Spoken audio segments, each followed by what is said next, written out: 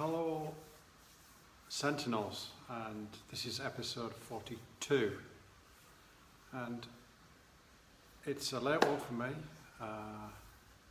nearly midnight, and I'm going to be talking today about something that changes.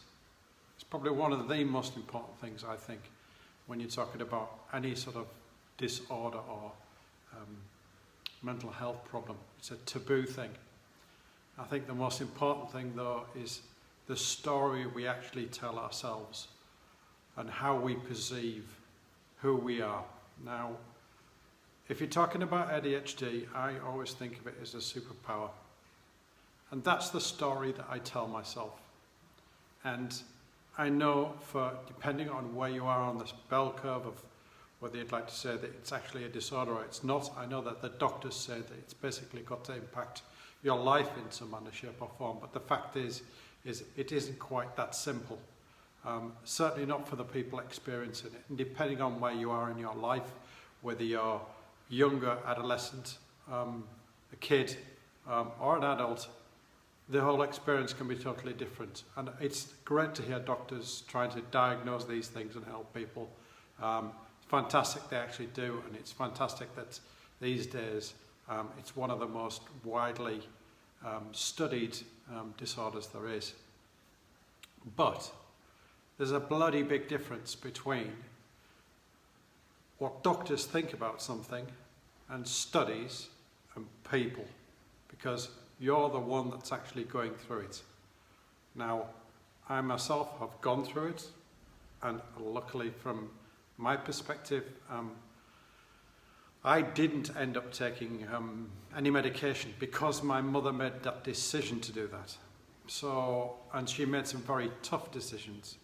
She sent me away to a school to make sure that I was basically running to the floor. I had a place where I was accountable. I had a strict set of routines placed around me.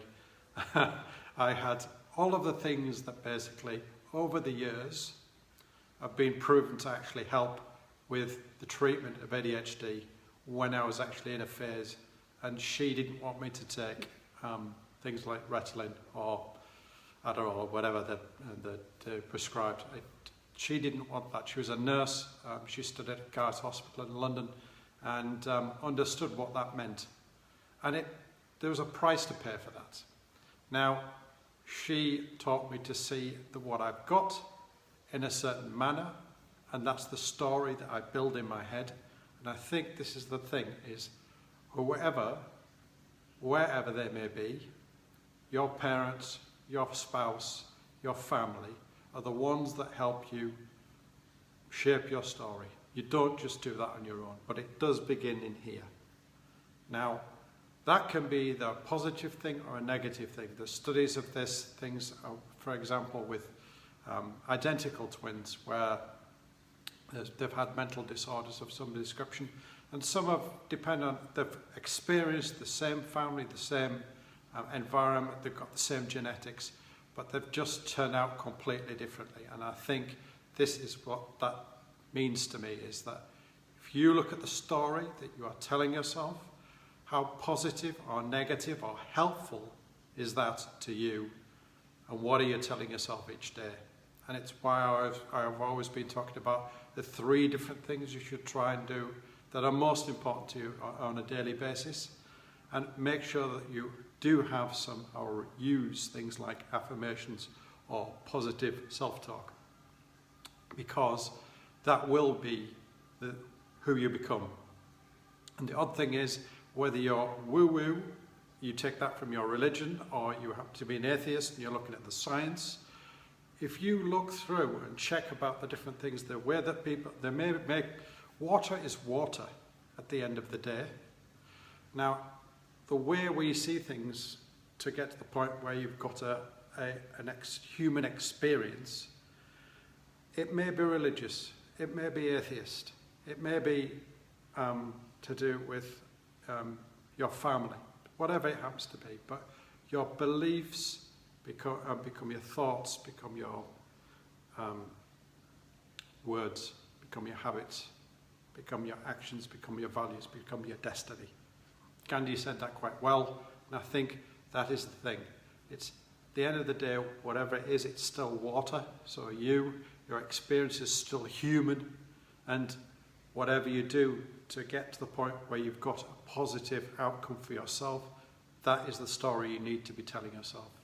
So if you have ADHD, or if you are just a human being and you're going through some tough times, then I would suggest the most important thing you can do is make sure that the story that you tell yourself and the people that you have around you, the closest to, help you strengthen that story so that is a positive one, so that you can actually function well, be helping them and yourself, making sure you get through life and determine where you go and what you get, rather than it being something that happens to you and you just accept the way it is. With that, I'm done. Number 42, and have a plan. Be fun. Foster wisdom wherever you see it. And wherever you may be, I hope you have a good morning, good afternoon, or a good night. And I will see you again tomorrow. Goodbye.